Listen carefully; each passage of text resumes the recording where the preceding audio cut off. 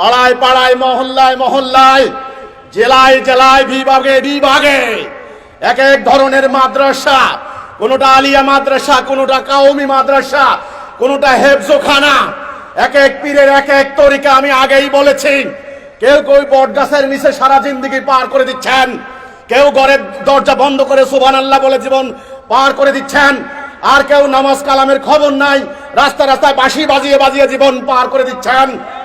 এত তরিকা, এত রাস্তা, জান্নাতে যাওয়ার কি এত পথ?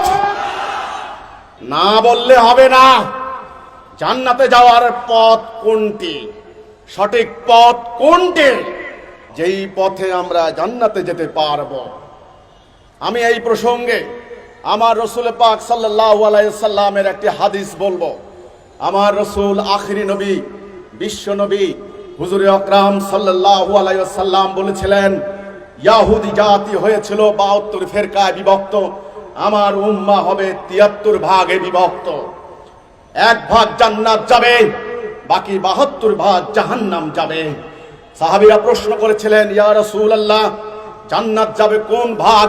রাসূল বলেছিলেন, যারা ঐক্যবদ্ধ থাকবে এবং আমি এবং আমার সাহাবীরা যার মধ্যে রয়েছি সেটার মধ্যে যারা থাকবে।